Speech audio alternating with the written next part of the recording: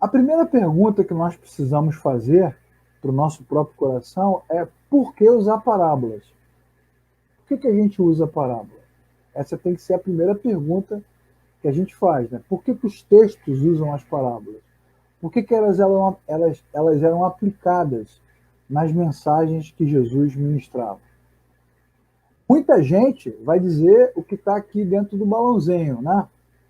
Que Deus sempre torna as coisas mais simples, que Jesus usou parábolas enquanto ensinava as multidões, porque ele usava coisas da vida diária.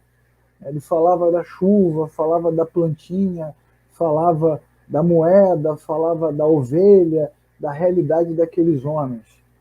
Muita gente vai pensar dessa forma e vai ensinar dessa forma, que a parábola era usada por Jesus para facilitar a comunicação, para que Jesus pudesse se aproximar das pessoas simples. Será que isso é verdade? Será que esse é o real motivo pelo qual Jesus usava as suas parábolas? Não, isso não é verdade. É fake news, ok? Não é verdade. Não é por isso que Jesus usava as parábolas. Ele não contava histórias porque as histórias são fáceis de assimilar. Não é esse o comportamento de Jesus, não é esse o método que ele utilizava. Na verdade, Jesus tinha um propósito específico quando utilizava as parábolas. E esse propósito que ele tinha certamente não era tornar as verdades espirituais mais fáceis de se entender. Mas não era mesmo. Não era isso que ele queria. Parábola não é fácil. Entendeu? Precisamos colocar isso na cabeça. Ao contrário do que muita gente pensa, parábola não é uma coisa fácil. Inclusive, os próprios apóstolos que seguiram a obra de Deus, seguiram na igreja, liderando as comunidades por todo o mundo, eles não seguiram essa prática, eles não usavam parábola.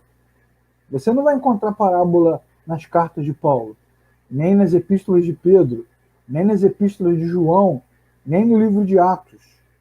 Se fosse um método tão infalível assim, tão impactante, tão verdadeiro, tão real, se fosse realmente uma forma de ensinar a verdade, nós teríamos que nos perguntar aqui por que os apóstolos não deram continuidade a esse ensinamento. Por que eles não continuaram? Se era tão fácil. É óbvio que eles não continuaram porque não era fácil, né? Não era mesmo. Diante disso, diante desse fato, dessa constatação, por que é errado dizer que Jesus usou parábolas? Ah, Leclerc, eu acho um absurdo parar aqui para assistir esse vídeo e ver você falar essa aberração, porque eu acho as parábolas uma metodologia incrível. Acho que as parábolas é um jeito fácil de ensinar. Acho que todo mundo entende parábola, criança, jovem, velho, o intelectual, a pessoa comum. A parábola toca no coração de todas as pessoas. Como é que você pode vir aqui ensinar um absurdo desse? Eu vou desligar agora. Não, não, calma, calma, calma. Não desliga, não. Preste atenção, leia os textos, coloque a sua cabeça para funcionar. Por que é errado dizer que Jesus usou parábolas para tornar as verdades espirituais fáceis? Bom, vou apresentar alguns fatos para você nas Escrituras. O primeiro deles é o fato de que os discípulos de Jesus, que andavam perto dele, e tem esse nome de discípulos, porque eles estavam sendo treinados por Jesus, esses discípulos não entendiam as parábolas. Não entendiam.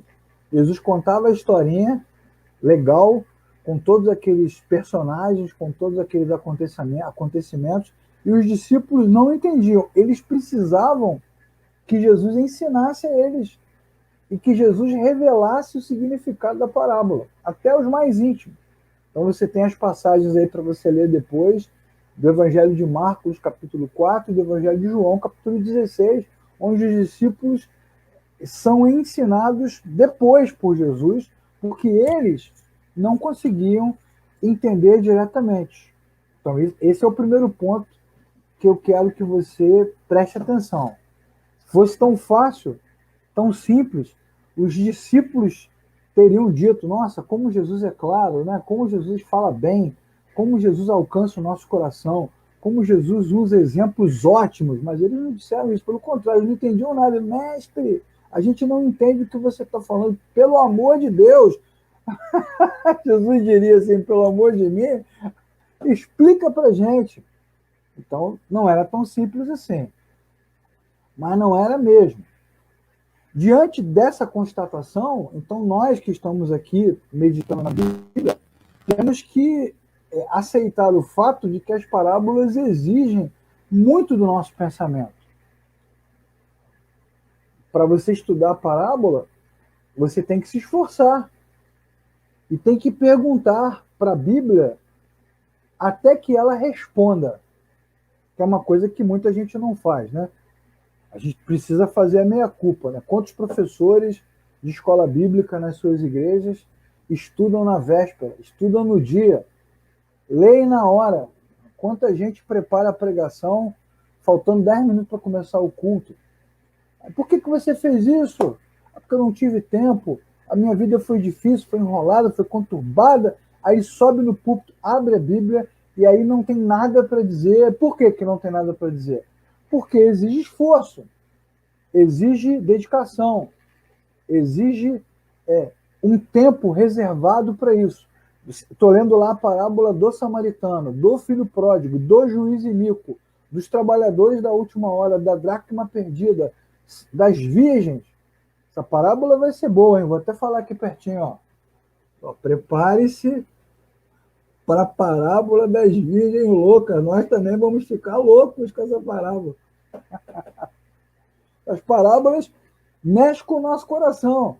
Então, elas exigem esforço, exigem dedicação, exigem tempo. A gente precisa parar, sentar e fazer perguntas para o texto. E quem não pensa, quem não estuda, quem não medita, não vai conseguir. Mas não vai mesmo. Nem os discípulos conseguiram. Para eles entenderem, eles tinham que perguntar a Jesus.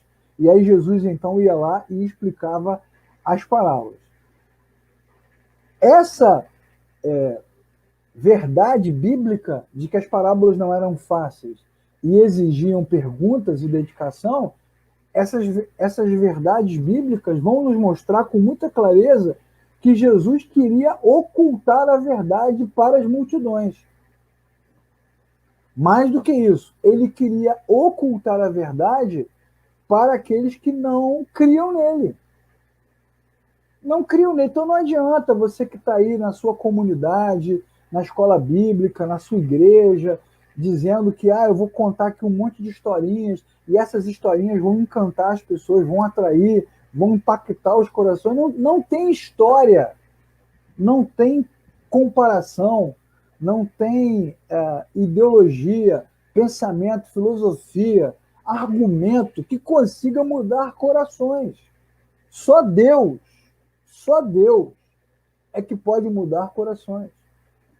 Quando a pessoa não crê em Deus, não crê em Jesus, não tem historinha que coloque dentro dela. Ela pode até dizer para você da boca para fora, é verdade, eu concordo, que coisa legal, mas ela não crê, não adianta. E o Evangelho, a Bíblia vai nos ensinar que a salvação do homem, a vida eterna, a reconexão com o Criador acontece pela fé.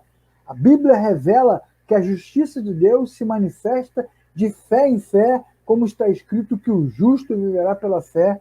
Esse texto está lá em Romanos, capítulo 1, versículo 17.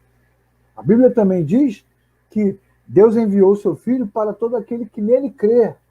João, capítulo 3, versículo 16. A Bíblia também diz que a salvação é pela fé e não por mérito humano, para que ninguém sinta orgulho de si mesmo. Está escrito em Efésios, capítulo 2, versículos 8 e versículo 9. A Bíblia também diz que sem fé é impossível agradar a Deus. Está lá no livro de Hebreus. Então, na verdade, primeiro tem que crer, para depois entender. Portanto, Jesus não falava claramente, não transmitia os seus ensinamentos com clareza, porque ele queria que os seus ensinamentos entrassem no coração, trouxessem refrigério ao coração dos que criam, e os que não criam, não. Ele queria que o significado ficasse oculto às mentes fechadas. Por isso também, diante do que nós estamos lendo, é por isso também que nós não devemos nos esforçar para ensinar a Bíblia para os que não creem. Ah, não, Leclerc, agora você exagerou. Ah, pelo amor de Deus, agora eu fiquei até irritado aqui. Você está dizendo que eu não posso ensinar a Bíblia para os meus amigos, para os meus parentes, para as pessoas que eu conheço, para que elas creiam? Eu não posso? Não adianta, porque elas não creem. Será infrutífero. As mentes estão fechadas. Tá, mas e como é que eu falo de Jesus para as pessoas, Leclerc? Que absurdo! Eu estou há 50 anos na igreja, há 250 anos na igreja, há 1450 anos na igreja. Eu nunca ouvi um absurdo desse. O que eu devo fazer, então, com as pessoas que não creem? Eu devo fazer o quê? Ora, você deve testemunhar da sua fé. Falar de Cristo, como você se encontrou com Ele, como foi o novo nascimento, como Ele transformou a sua vida. E se essa pessoa, a partir do seu testemunho, tiver um encontro com Cristo, o que você faz? Ensina a palavra àquele que crê. Porque o que não crê vai ter dificuldade. Vai ter dificuldade. Tá, mas e se eu crer? E se eu me encontrei com Cristo? Se eu nasci de novo? Bom, se Deus abriu a sua mente para a palavra, se a sua cabeça está aberta para receber, para entender, para ouvir a voz de Deus, então, aqueles que têm a sua mente aberta, o que vai acontecer com eles? Eles vão pensar seriamente nos textos e pedirão a Deus que os ajude a compreender. Essa coisa do pedir a Deus é exatamente o centro da questão. Como os discípulos amavam a Jesus e queriam servir a Jesus e servir a Deus, eles perguntavam. Eles procuravam o entendimento. Eles procuravam a explicação. Mas se eu e você não amamos o Senhor, então a explicação não nos interessa. A gente não pergunta nada para ninguém. Quantos cristãos aí que não leem a Bíblia nunca? E quando você começa a ensinar, eu já tive essa experiência, talvez você já tenha tido também, quando você começa a ensinar a Bíblia para as pessoas, elas reclamam. Ah, para que isso tudo? Para que esse ensinamento? Para que esse esforço? Para que esse trabalho não é necessário? Para que? Meu Deus do céu, o evangelho é simples. É porque os que não nasceram de novo, os que frequentam a igreja só pelo aspecto religioso, essa turma não quer aprender, não. Não quer aprender. Só quer ir lá para repetir coisas, normas, palavras, regras. Elas não quer aprender. Mas quem conhece Jesus, quem ama o Senhor, quem foi tocado pela palavra, esse deseja aprender o que a Bíblia está ensinando. Vai pensar seriamente, vai procurar, né, o ensinamento. Bom, diante disso, as parábolas ajudam os que amam o Senhor e que querem buscar o crescimento espiritual. Mas as parábolas impedem aqueles que não conhecem a Jesus de ter um entendimento maior sobre a verdade.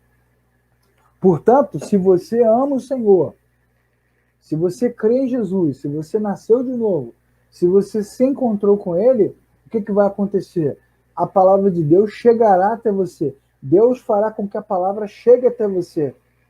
Se você estava na sua casa orando, reclamando, Deus, mas a minha comunidade lá, a minha igreja está muito fraca, eu não entendo a Bíblia, eu tenho dificuldade, eu não consigo compartilhar a minha fé, você estava orando, de repente apareceu esse link na sua frente aqui da nossa reflexão. Ou esse link, ou um link de uma outra comunidade, ou de um outro líder, ou de uma outra escola, alguma coisa aconteceu, porque Deus envia a sua palavra para aquele que deseja aprender. Agora, se eu não desejo aprender, se eu não desejo conhecer Deus, então o que Deus faz? Bloqueia a sua palavra, impede que a palavra chegue. No Antigo Testamento, o que Deus fazia? Silenciava, não falava nada, não havia nenhuma mensagem de nenhum profeta em lugar nenhum. 20 anos, 30 anos, 40 anos, Deus ficava em silêncio. E no tempo de Jesus, o que acontecia? Parábola neles. Parábola na cabeça dele, ninguém vai entender nada. E hoje o que acontece? Confusão, falsos mestres, falsas lideranças, falsas lideranças. E aí nunca há clareza de pensamento. As parábolas exigem tanto de nós para captar o significado. Por que as pessoas acham que as parábolas são mais fáceis de entender? Por que elas acham? E mais do que isso, se elas são mais difíceis de explicar, de utilizar, por que Jesus usou parábola? Por que ele não usou outra coisa? Estamos repetindo as perguntas para ter as mesmas respostas. Não é? Para ter as mesmas respostas. Bom, primeiro, as parábolas parecem ser mais fáceis de entender porque nos textos tem a interpretação. Quando você lê a Bíblia, você lê o texto, Jesus contando e Jesus explicando. Aí você, facinho. Olha que coisa bonita, que coisa lúdica. Mas se não tivesse a explicação? E se Jesus não explicasse? Como é que ia ser? Nós jamais entenderíamos. Então, uma das coisas que faz com que as pessoas achem que as parábolas são fáceis é o fato de que a Bíblia já traz a explicação junto. Se não tivesse explicação, a turma ia sofrer. Certamente ia sofrer. Entendeu? Parábolas não são coisas fáceis. Parábolas não são métodos de facilitação para o aprendizado. Parábolas não são para conectar a verdade com as pessoas de todos os níveis sociais. Parábolas não são ferramentas de compaixão. Jesus falava assim para que todo mundo entendesse. Não. Parábolas são o quê? Parábolas são ferramentas que Jesus utilizou para não permitir que as pessoas entendessem as verdades que ele ensinava. E despertar no coração dos seus discípulos o desejo de aprender. Beleza? Bom, vamos imaginar que você está assistindo essa mensagem ao vivo ou na sua casa e você de repente vai dizer assim, poxa, Leclerc, eu quero aprender, o que eu faço? Eu quero aprender as parábolas e agora eu fiquei chocado com o que você falou. O que eu devo fazer? Bom, a primeira coisa que você deve fazer é entender o princípio-chave do estudo, da leitura e da pregação das parábolas. Sempre tem uma história por trás da história. Toda parábola é contada porque havia alguma coisa acontecendo. Entendeu? Tem um diálogo, tem um debate, tem alguma coisa que Jesus está querendo transmitir, e aí ele conta a parábola para isso. O erro que a gente comete, normalmente, é tentar achar na parábola significado próprio. Esse é o erro. Então vamos lá, a parábola do semeador, que é essa que nós lemos hoje. A semente caiu na terra, a terra pedregosa, os espinhos, tem as aves. O que as aves significam? O que a pedra significa? O que a terra significa? Aí a gente fica procurando dentro da parábola, dentro da história, um significado qualquer. Aí você, quando acabar a restrição, vai sair da sua casa, vai para a sua igreja, ou vai para o seminário, ou vai para a escola bíblica, ou vai acessar um vídeo qualquer na internet, e alguém está falando sobre parábola, aí você liga a televisão lá, liga o site, ou entra na sala de aula, ou senta na igreja, e você ouve a pessoa ensinando sobre parábola, e aí você ouve a pessoa dizer alguma coisa relacionada ao texto da parábola, ao próprio texto. A terra significa isso.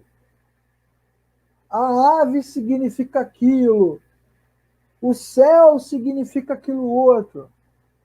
Aves representam forças malignas que avançam. Satanás é como uma ave, é como um pássaro gigante que vem voando para te pegar um corvo. Não, nada disso. As pessoas que não estudam, que não leiam a Bíblia, que não meditam, elas têm dificuldade de entender e ficam caçando significado. Fica caçando significado. Mas a Bíblia vai dizer que a palavra parábola é uma palavra grega, significa colocar de lado. Ou seja, não é central, é um exemplo para elucidar alguma coisa que está sendo dita, ou que já foi dita, ou que será dita. Não posso achar um significado. Pega lá a parábola do samaritano, né? Um homem foi atacado por salteadores, aí veio o sacerdote, veio o levita e veio o samaritano. Aí começa a explicar, aquela estrada representa a vida. Aí você canta, nessa longa estrada da vida. Não, não, nada disso. Os salteadores representam os demônios. O sacerdote representa os falsos religiosos.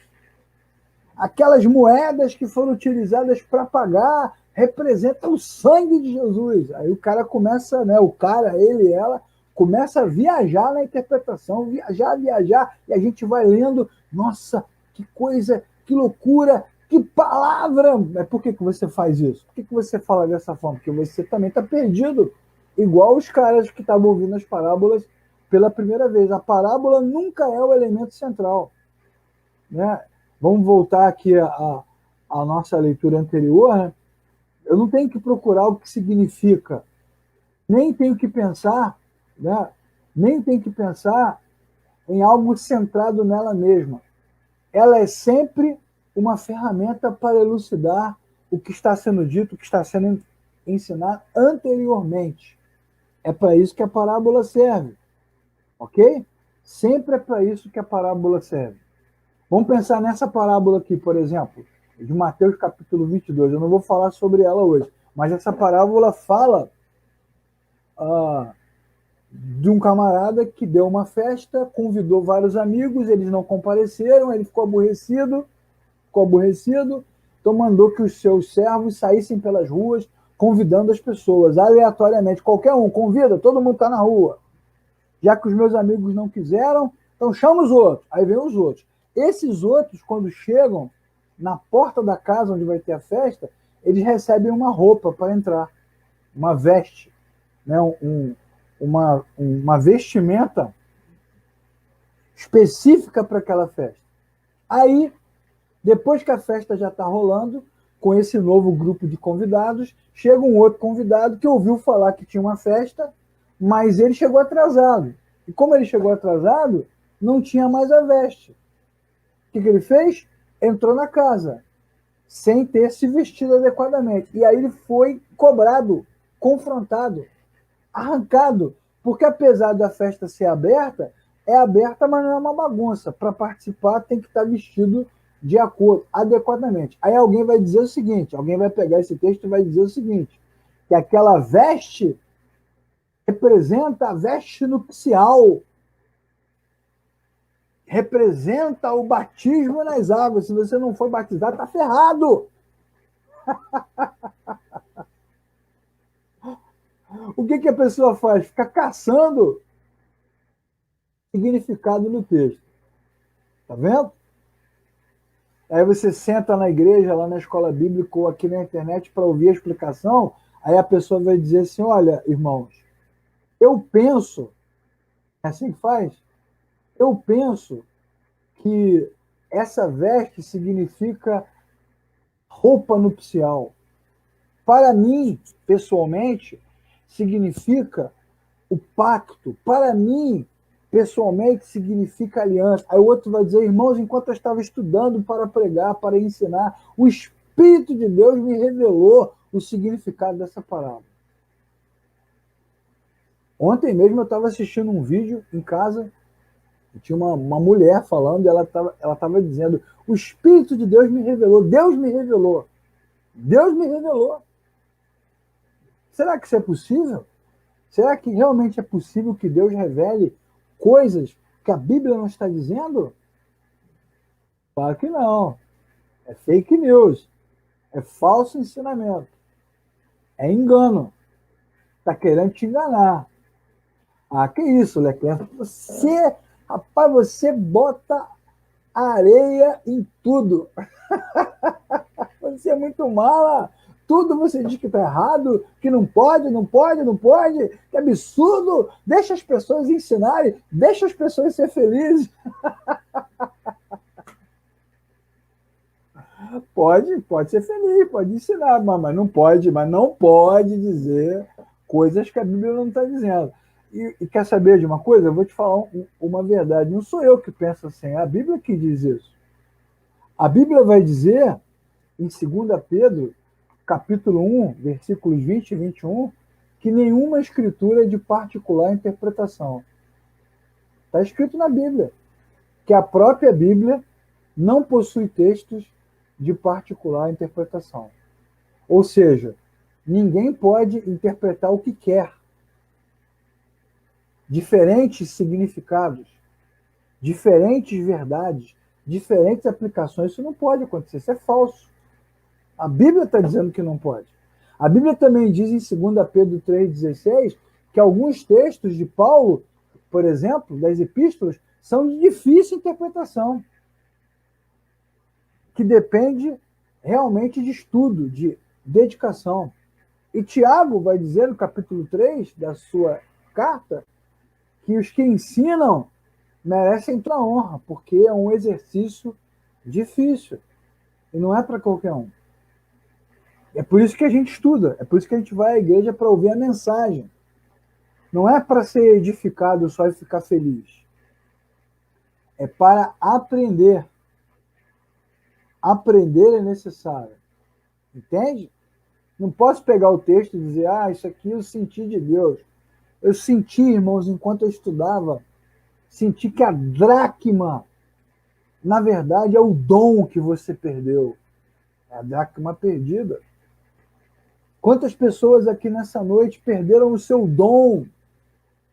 Ele desapareceu. Você precisa encontrá-lo. Deus está dizendo, encontre. Vá atrás do seu dom. Vem aqui à frente. Eu vou orar por você se você está procurando por alguma coisa que você perdeu. Aí dá um significado maluco lá, que quase sempre, para não dizer sempre, tira Cristo do centro e coloca o homem no próprio centro.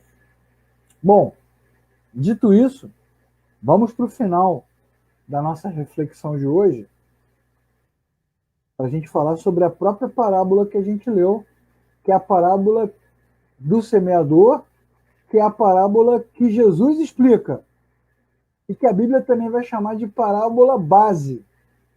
Por que é parábola base? Porque é uma das primeiras que Jesus ensina. Alguns vão chamar essa parábola de parábola fundante.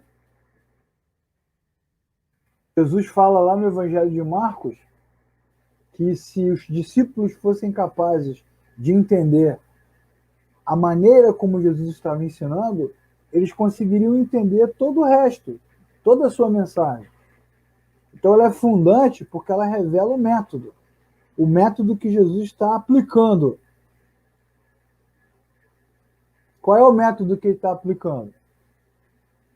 Ele está dizendo o que para a gente?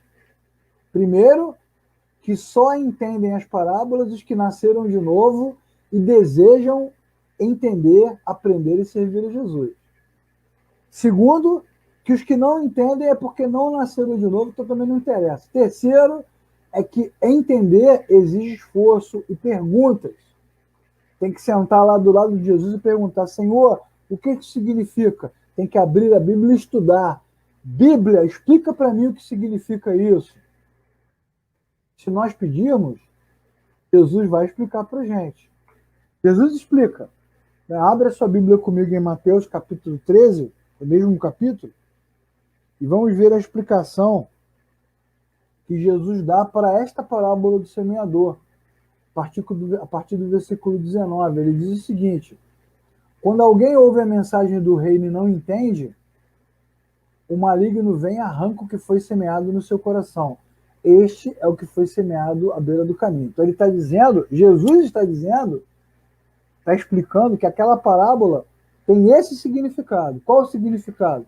Que a semente lançada na beira do caminho é a semente arrancada pelo próprio inimigo. O Satanás vai lá e confunde a pessoa e distrai ela, coloca outras coisas para ela focar, oprime, mente, confunde. Então aquela semente daquela palavra que foi colocada é arrancada, né? Você vai para o culto domingo, ouve uma palavra abençoada é animado por Deus, motivado a seguir em frente, e às vezes ainda indo para casa se aborrece, briga, reclama, entra numa crise, e aí o que acontece? Diante disso, diante dessa crise, dessa circunstância, o que acontece? Aquela mensagem é arrancada. Quanto ao que foi semeado em terreno pedregoso, é aquele que ouve a palavra, recebe com alegria, mas como não tem raiz em si mesmo, permanece por pouco tempo. O que significa? Que não houve novo nascimento também. A palavra está aqui, ó. Está aqui. Tem muito mais a ver com o sentimento, com o intelecto, do que com a mudança do interior. E aí, diante disso, as tribulações, as perseguições, as dificuldades da vida fazem com que essa palavra seja sufocada. Né? Você vai para o culto e aí o pregador vai lá e diz que Deus é bom, que tudo que Deus faz é bom. Aí você volta para casa, aquilo está na mente, Deus é bom, Deus é bom, Deus é bom, mas o coração não renasceu. E aí vem um problema, vem uma crise, vem a doença, vem a dificuldade, e aí a pessoa pensa assim, não sei se Deus é bom, pelo menos não é para mim. Aí pronto, a palavra de Deus morre. Quanto ao que foi semeado entre espinhos, este é aquele que ouve a palavra, mas a preocupação da vida e o engano da riqueza a sufocam. Olha, viu? Esse aqui tem outras prioridades na vida, e essas prioridades sufocam a palavra. E, finalmente, o que foi semeado em boa terra é aquele que ouve a palavra e a entende, e esse dá fruto. É o que nasceu de novo. Pô, se Jesus não explicasse, a gente não ia entender. Mas não ia de jeito nenhum. A gente só entendeu porque Jesus explicou. Então, de novo, no versículo 19, a Bíblia diz: ouvir a palavra e não dar fruto torna a vida cristã estéril. Então a palavra de Deus caiu, foi pregada e ensinada, mas não foi absorvida. Nos versículos 20 e 21, o que a Bíblia está dizendo? Que entender e concordar e até sentir não é suficiente, é preciso crer, porque senão o homem abandona a palavra. E no versículo 22, o que Jesus está dizendo? Jesus está dizendo que eu não posso amar a Deus e amar o mundo ao mesmo tempo. Eu não posso ter outras prioridades. Não posso ter dois senhores na minha vida. Não posso servir a Jesus e ceder o meu coração para a morada de outras coisas. Não vai dar certo. Finalmente, no versículo 23, Jesus vai dizer que há uma boa terra. Existe o coração onde a palavra entra. E como é que a gente ia entender isso tudo se ele não nos explicasse, se ele não nos ensinasse? Jamais conseguiríamos entender dessa forma. De jeito nenhum. O que Jesus está ensinando para nós? Primeiro, os que nasceram de novo são produtivos. Os que nasceram de novo vão dar fruto. Os que nasceram de novo vão ouvir a Bíblia e vão colocar em prática. Por quê? Porque o seu coração é uma terra boa. São esses que vão ler o texto, que estarão orando, que darão seus testemunhos. São esses. É esses que nasceram de novo. Como é que a minha vida pode ser produtiva? De que maneira? Como é que eu posso me tornar uma terra que dá fruto? De que forma? Entendendo e colocando em prática o que eu aprendi, dizendo não para o mundo, para as influências, para a moral, para as coisas que o mundo tem para me oferecer. Viu? Como é que a gente sabe disso tudo? A gente sabe disso tudo porque Jesus explicou. Se Jesus não tivesse explicado, a gente não saberia. Bom, mas agora vem o ponto mais legal do texto. Né? Eu já falei em vários vídeos, em vários lugares, já compartilhei com muita gente que eu tenho uma história, né? Uma parte da minha vida eu vivi numa igreja pentecostal tradicional. E os cultos nas igrejas pentecostais são barulhentos, né? São extremamente agitados. E as pregações e os ensinamentos são emotivos. Os pregadores pentecostais, a maioria deles gritam, se mexem, são performáticos. E essa frase que está no texto, que a gente vai citar agora, que é uma frase de Jesus, eu cansei de ouvir, principalmente para ser exortado, para ser chamado a atenção. O que Jesus diz no texto? Quem tem ouvidos para ouvir, ouça. Então eu me lembro, muitas e muitas vezes, dos pastores pregando no púlpito, batendo no púlpito, gritando, se mexendo, falando. E quando ele queria nos exortar, chamar a nossa atenção e dizer que a gente tinha que ter uma mudança de vida, uma mudança de comportamento, o que eles falavam? Quem tem ouvidos para ouvir, ouça. Aí a galera, né? Uau! Como se essa palavra se referisse ao seguinte: se você tiver interesse, quem tem ouvidos, né?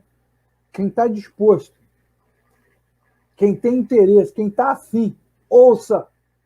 Se você tiver ouvido, ouça, preste atenção e faça, como se isso dependesse do homem. Mas, na verdade, o que Jesus está dizendo é o seguinte: quem tem ouvidos para ouvir, ouça. Quem nasceu de novo, quem se encontrou com Cristo, quem ama o Senhor, ouvirá. Olha que legal, cara. Você tem que ter ouvido, porque pode ser que você não tenha. Não tem a ver com interesse, não tem a ver com vontade, não tem a ver com dedicação, tem a ver com novo nascimento. Quem não nasceu de novo está morto para Deus. Não tem ouvidos para ouvir. Não tem ouvidos para ouvir. Entendeu? Quem tem ouvidos, ouça. E aí, os discípulos que amavam o mestre e queriam entender, eles queriam entender. Então, eles iam em Jesus e falavam: pô, mestre, explica aí. E quando você está em casa lendo a Bíblia, aquilo te causa inquietação, o que você faz? Você volta para a Bíblia e você ora: Senhor, me explica aí. E quando você quer aprender mais, você procura uma comunidade onde a palavra é pregada. Quando você quer ensinar também, você procura uma escola onde a palavra de Deus é ensinada, porque você tem ouvidos e você quer ouvir. Agora, quem não tem ouvido não quer ouvir. Portanto, amigos e amigas da Verdade e Graça, as parábolas, elas separam o joio do trigo. Elas separam os verdadeiros cristãos dos falsos cristãos. Não foi isso que o profeta João Batista declarou? Ele veio para colocar o machado na raiz da árvore. Ele veio para separar, para limpar a eira. Jesus veio para fazer diferença entre o trigo e o joio. A palavra de Deus, né? Você está ensinando no culto, domingo, pregando, dando aula, falando, e aí para alguns ela diz tanto. Quantos irmãos choram, se alegram, agradecem a Deus, levantam as mãos, voltam para casa felizes. Para outros ela não diz nada. Nada. Entra por um ouvido, sai pelo outro. Porque os ensinamentos do Senhor são para aqueles que o amam. Parábolas separam o que é frutífero do infrutífero. A palavra de Deus, ela separa o que dá fruto e o que não dá fruto. As parábolas são para os que nasceram de novo. Cara, que texto bacana. Que mensagem legal. Que mensagem verdadeira. Que mensagem importante para nós.